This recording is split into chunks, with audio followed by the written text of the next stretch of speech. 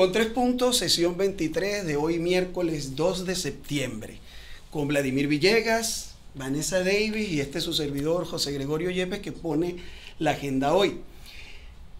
Propongo que veamos el impacto de los indultos que se dieron en todo lo que es el escenario político, que seguramente nos va a llevar a la pelea o a los desencuentros entre Guaidó y Enrique Capriles.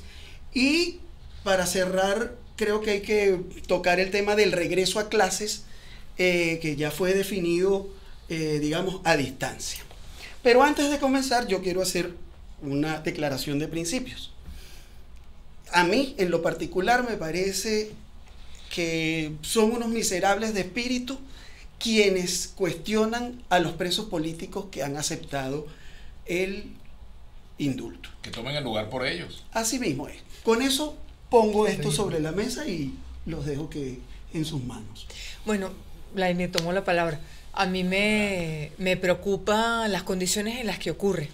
Por supuesto que es bienvenido, y la discusión sobre si es indulto, si es ley de amnistía o cuál es la figura a la que cabría en este caso, creo que se aleja de la situación real.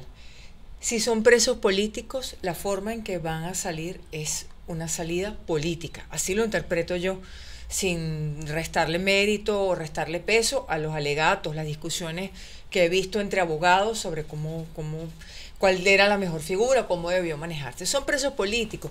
Voy más allá, son rehenes políticos, porque lo que a mí me queda claro, y lo dije el lunes y lo reitero hoy, es que es una gente que se mete presa y que yo la tengo como un comodín para soltarla o para encarcelarla cuando me conviene. Eso es lo que yo cuestiono, y me parece además que siempre hay que denunciarlo. Es una política de rehenes, de tomar a personas como rehenes para usarlas políticamente en función de tu proyecto y en función de lo que te conviene. Bueno, fíjate, coincido contigo, Vanessa, en cuanto a... Extrañamente. No, vale. No. Ella cree que... No te creas. No te creas, ¿verdad? Creo que me está escuchando, porque ya yo he dicho cosas que Yo te escucho siempre.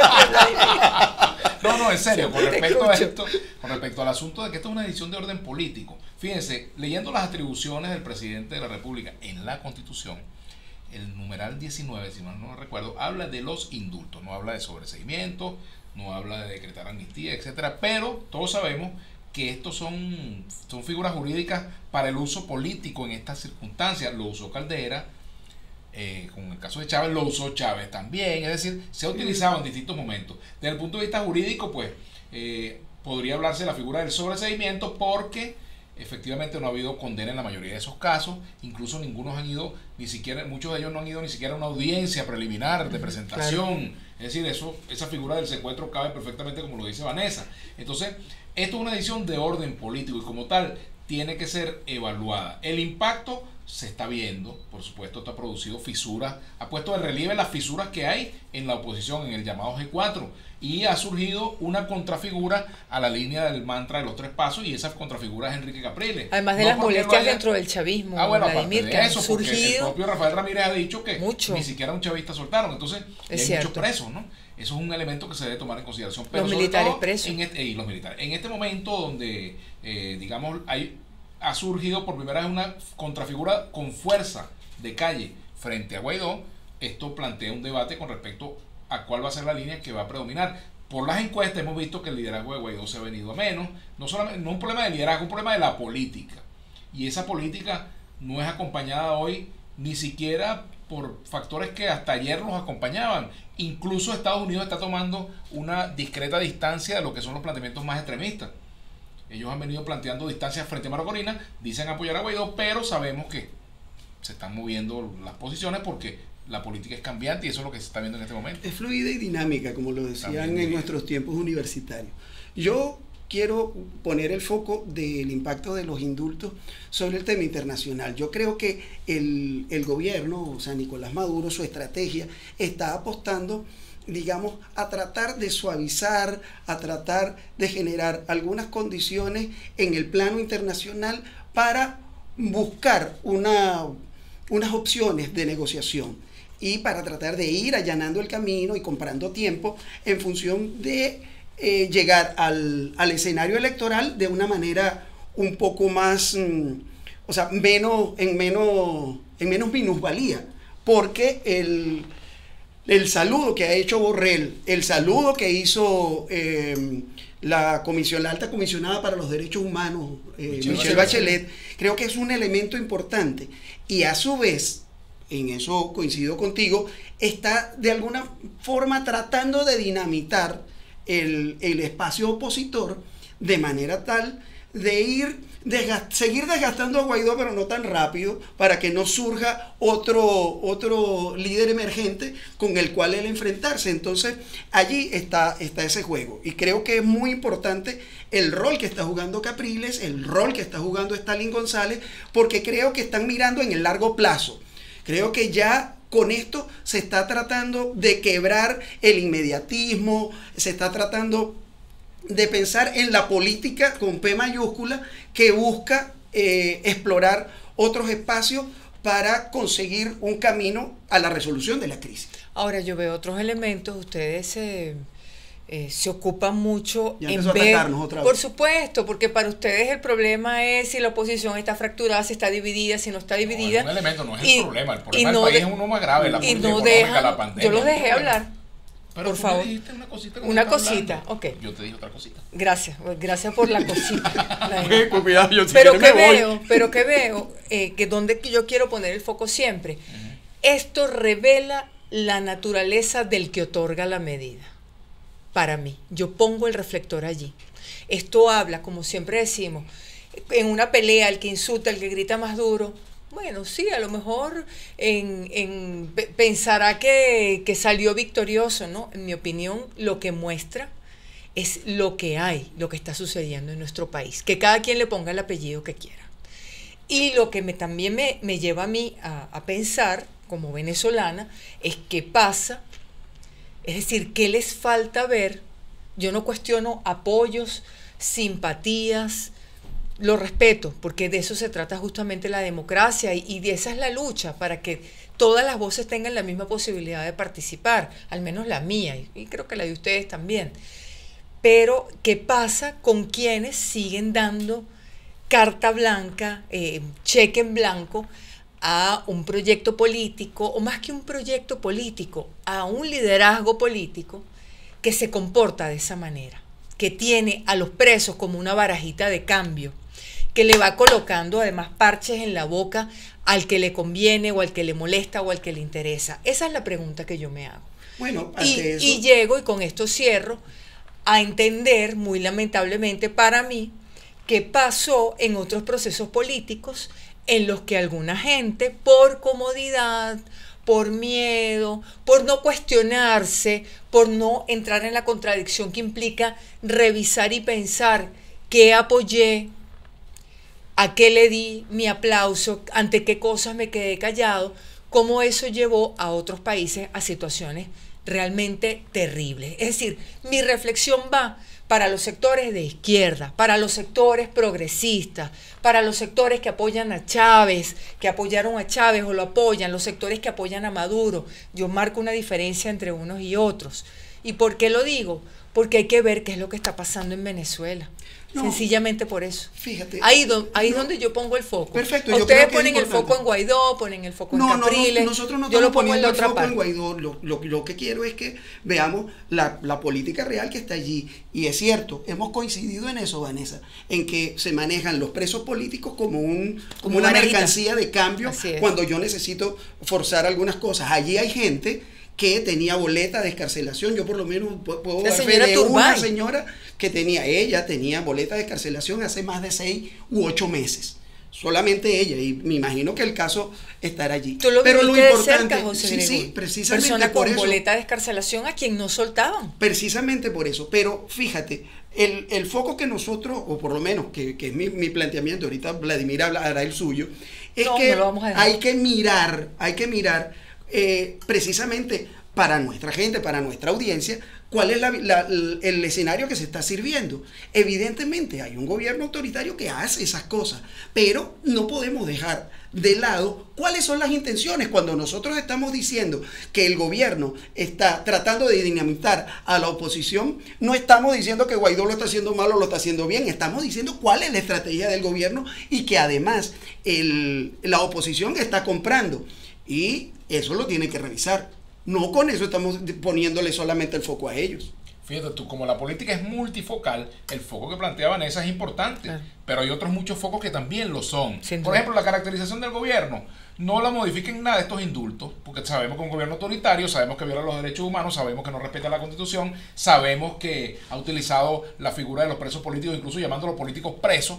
Es decir, hay toda una conducta que a la cual no se le agrega nada nuevo con estas medidas, porque los gobiernos autoritarios terminan tomando decisiones de esa naturaleza en cualquier momento. Claro, son producto también, hay que decirlo, de una negociación, porque esto no son decisiones individuales, que el gobierno se le ocurrió tomarla porque quiso soltar unos presos. No, esto obedece que hay un proceso también de conversación, de negociación, Claro. Negociación con mayúscula y sin vergüenza, sin pena, porque aquí lo digo, que no es un hecho negativo ni es un crimen negociar, Dialogar, todo lo contrario, es parte de la política. Ahora, la otra política, que es la que ha llevado a una calle ciega, es como el sapo contra la pared, fracasando todo el tiempo, sin ninguna alternativa visible. Lo que la alternativa es el aplastamiento de cualquier posibilidad de cambio. Entonces, ¿qué pasa? Yo sí creo que hay que ver lo que está pasando en la oposición, por supuesto. Esa contradicción entre Guaidó y Capriles no es una contradicción personal, es la contradicción entre dos maneras de ver la política.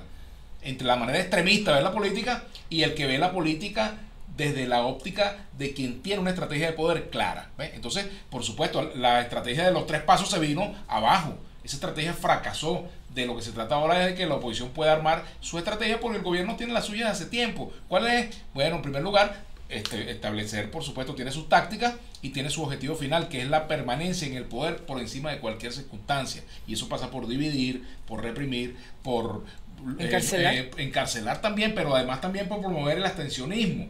Y entonces eso hay que verlo bien, porque terminan las posturas radicales favoreciendo el abstencionismo. Yo creo que ese debate hay que darlo sin complejo. Ahora, tú me quieres poner a mí en la postura radical, en absoluto. No, yo no he y dicho aquí eso. yo quiero... ¿Por qué tú sientes eso?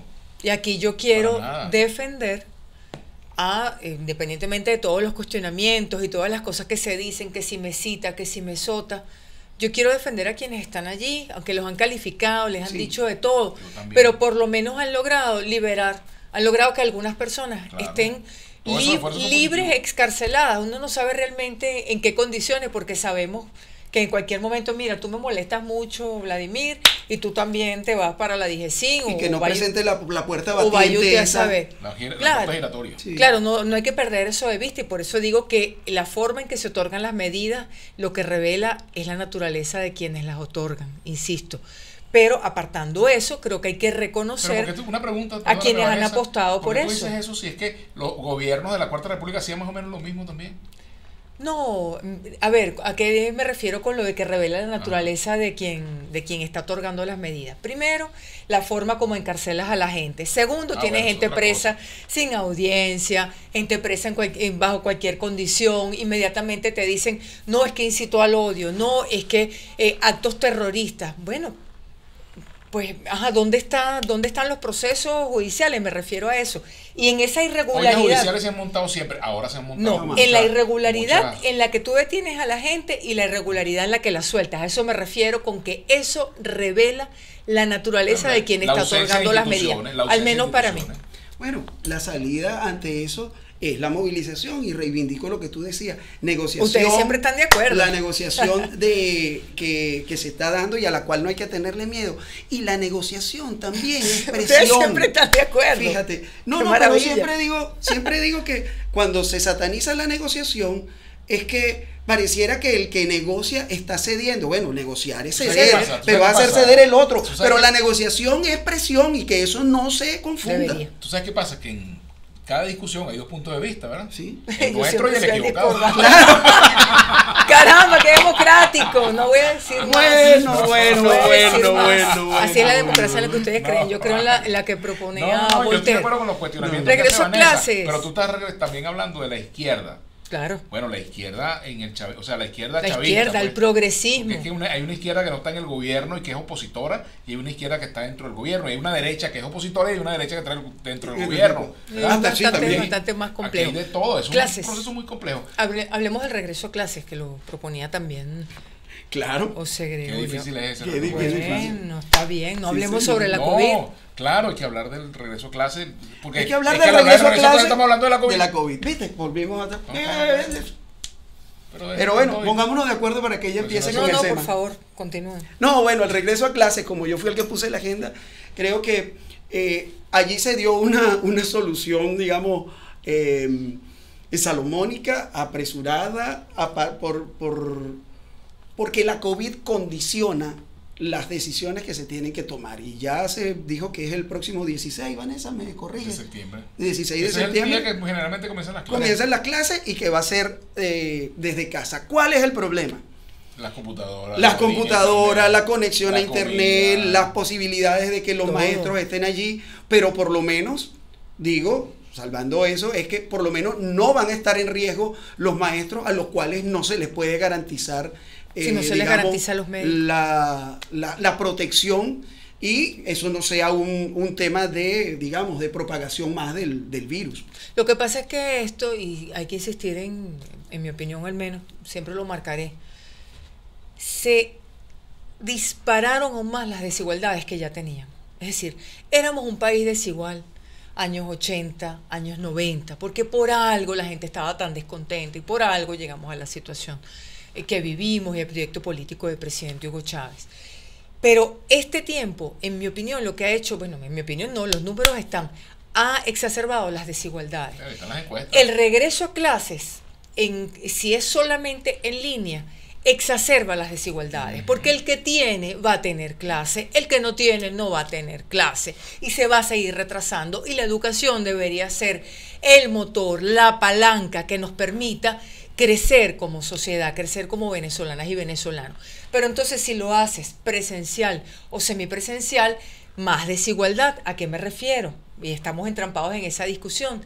El que tiene cómo protegerse se va a proteger. El que tiene su mascarilla 95, K95, N95, se va a proteger. El que no tiene va a ir con el trapo mal amarrado, que es lo que hemos visto cuando hemos salido a hacer recorridos por el mercado de Coche o por el mercado de Katia.